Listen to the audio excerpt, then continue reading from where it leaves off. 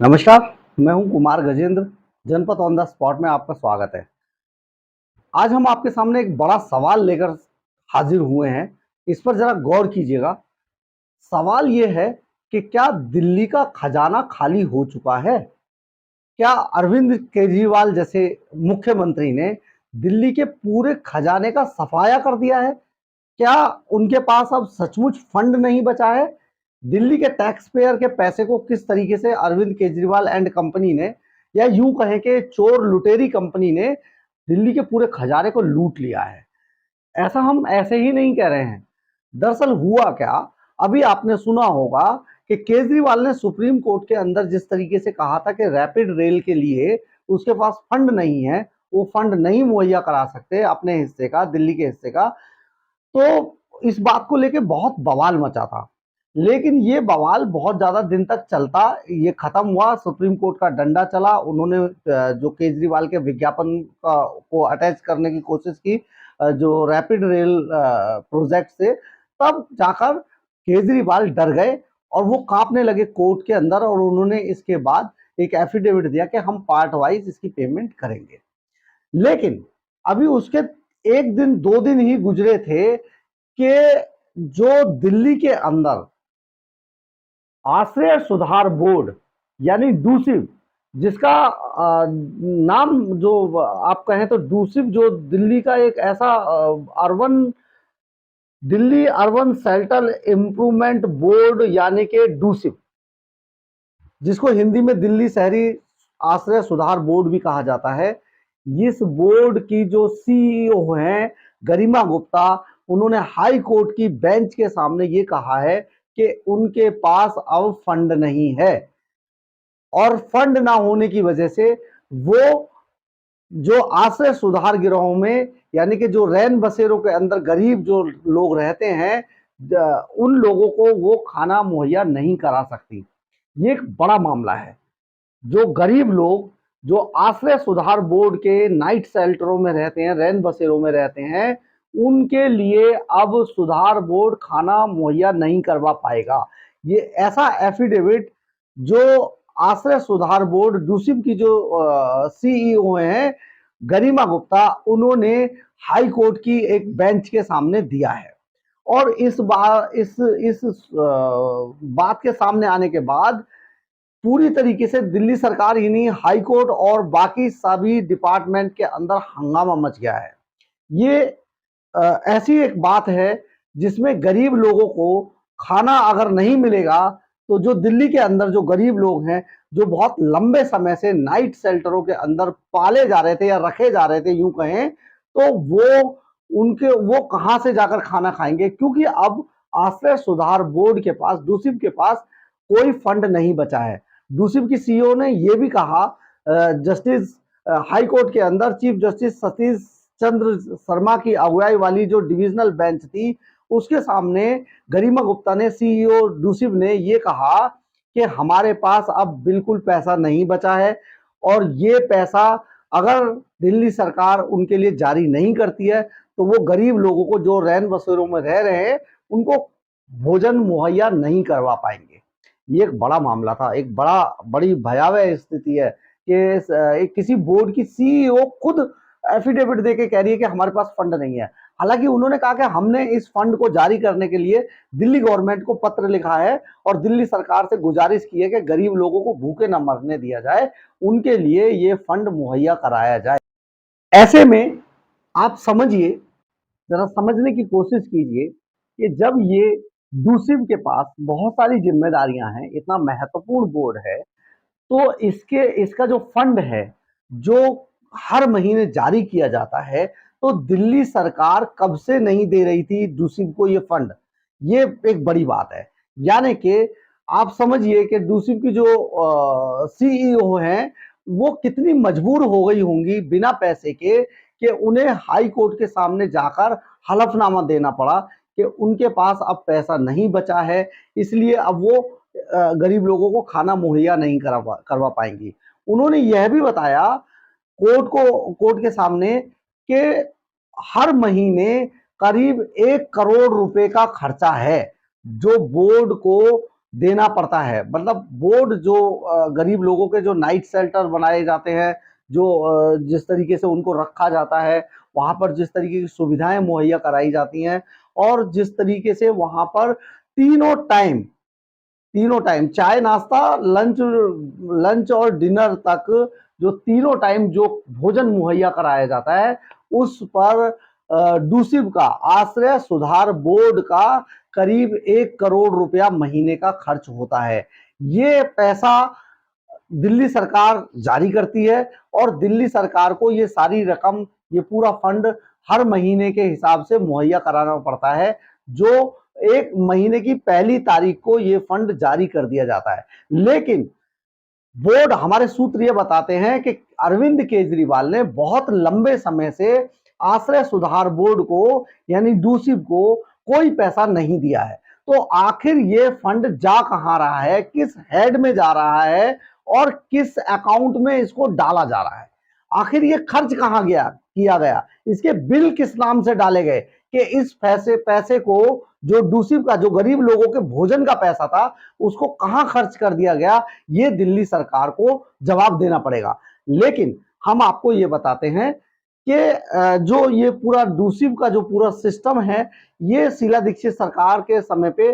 शुरू किया गया था, और ये उन लोगों के लिए बनाया गया एक बोर्ड था जिनके पास दिल्ली के अंदर रहने के लिए जगह नहीं है, जो जो जिनके पास घर नहीं है, जिनके पास भोजन करने के लिए पैसा नहीं है, जिनके पास काम नहीं है, जो जो कहा जाए तो जो बिल्कुल बेघर लोग हैं, उनके लिए इस आश्रय सुधार बोर्ड का गठन किया गया था। और इसके लिए बाकायदा दिल्ली सरकार की तरफ से पूरा एक फंड रखा जाता है, जिसका खर्चा आज के समय में करीब 1 करोड़ रुपए से ऊपर का है, जो ये पूरा पूरा जो गरीब लोग इन नाइट शेल्टरों में, इन शेल्टरों में जो रहते हैं, उनके वो उन्हें भूखा ना मरने दिया जाए, इसलिए ये सारा जो पैसा है, ये फंड है, दिल्ली के मुख्यमंत्री की तरफ से बोर्ड को मुहैया कराया जाता है, और बोर्ड फिर इससे ये नाइट शेल्टर्स चलाता है। अब हम आपको ये भी बता देते हैं, आश्रय सुधार बोर्ड जब 2010 में इसका गठन किया गया था, तो डूसिब का, तो ये जगह जगह डिस्ट्रिक्ट वाइज इसके नाइट शेल्टर्स और शेल्टर होम्स खोले गए थे, जिनमें जो सड़कों पे रहने वाले लोग हैं, जो भूखे प्यासे मरते हैं, जो ऐसे लोग हैं जिनके पास छत नहीं है, रहने के लिए जगह नहीं है, कपड़े नहीं है पहनने के लिए, उनको इन आश्रय सुधार बोर्डों में लाकर उन लोगों को वहां पर रखा जाए। खास तौर पे सर्दियों के समय ये बहुत भयानक स्थिति हो जाती है, जब दिल्ली के अंदर कड़ाके की सर्दी पड़ रही होती है, उस टाइम पर इन लोगों को मौसम की मार से बचाने के लिए रैन बसेरों की व्यवस्था की गई थी दिल्ली सरकार की तरफ से। सरकार के गजट के मुताबिक दिल्ली सरकार के गजट के मुताबिक अप्रैल 2022 तक डूसिब के अंतर्गत पूरी दिल्ली के अंदर 195 नाइट शेल्टर यानी कि रैन बसेरे चल रहे हैं। इसके इनके इनके निर्माण से लेके संचालन तक की सारी व्यवस्था डूसिब यानी कि Delhi urban shelter improvement board करता है। ये सारा जो इससे कुछ रैन बसेरे जो इनका जो फंक्शन है, मुख्य रूप से जो इसके गजट में जो लिखा गया है, वो फंक्शन ये है कि इनमें से जो जो जिन परिवारों के पास जमीन नहीं है, मकान नहीं है, उनको रखा जाता है इनमें। जो नशा करने वाले लोग हैं, खासतौर पे उनको रखा जाता है। और बहुत ही सेंसिटिव इशू ये है कि जो ऐसी महिलाएं जो किसी ना किसी वजह से सड़कों पर हैं, या उनके लिए रहने की व्यवस्था नहीं है, या उनके पास खाने पीने की कोई व्यवस्था नहीं है, उन महिलाओं के लिए विशेष रूप से ये जो शेल्टर होम्स हैं, ये नाइट शेल्टर्स हैं, ये काम करते हैं, ये फंक्शन करते हैं। बहुत सारे ऐसे ऐसे नाइट शेल्टर, ऐसे शेल्टर होम भी है जिनमें सिर्फ और सिर्फ महिलाओं को ही रखा जाता है। अब ये क्या चीज है, दिल्ली के जो दिल्ली के मुख्यमंत्री हैं, वो इसके आश्रय सुधार बोर्ड के अध्यक्ष होते हैं, और शहरी विकास मंत्री इस बोर्ड के उपाध्यक्ष होते हैं। ये जो पूरा सिस्टम ये इस तरीके से बनाया गया है। यानी कि दिल्ली के मुख्यमंत्री को इसका अध्यक्ष इसलिए बनाया गया है कि दिल्ली के मुख्यमंत्री खास तौर से ऐसे ऐसे ऐसे सिस्टम पर, ऐसी मशीनरी पर, ऐसे पुर्जों पर ध्यान दें और बहुत नजदीकी से ध्यान दें जो जो गरीब लोगों से जुड़ा हुआ है, और उनके लिए फंड बाकायदा पहले से ही मुहैया किया जाए, कराई जाए। एक व्यवस्था बनाई गई थी कि इस तरीके से इस समय इसका फंड जारी कर दिया जाएगा। 1 जुलाई 2010 को दिल्ली के उपराज्यपाल के आदेश पर दिल्ली के अंदर डूसिव यानी Delhi urban shelter improvement board की व्यवस्था की गई थी, बनाया गया था। और ये बोर्ड तभी से अपना फंक्शन कर रहा है, खास तौर पे ऐसे गरीब लोगों के लिए जिनके पास देश की राजधानी दिल्ली के अंदर रहने के लिए, सर छिपाने के लिए कोई जगह नहीं है, और उनके पास खाने तक के पैसे नहीं है। तो उन लोगों को सड़कों से लाकर, रोड साइड से उठाकर उनको बाकायदा इन शेल्टर्स में रखा जाता है। और ये जो भयानक स्थिति है, सर्दी जिस टाइम दिल्ली के अंदर सर्दी पड़ रही होती है, उस टाइम पर ये और भी भयानक स्थिति होती है। महिलाओं के मामले में यहाँ पर और भी सेंसिटिविटी बरती जाती है, और भी बहुत सारा संवेदनशीलता बरती जाती है, क्योंकि महिलाओं को इस तरीके से रोड पर खुले में नहीं छोड़ा जा सकता है। महिलाएं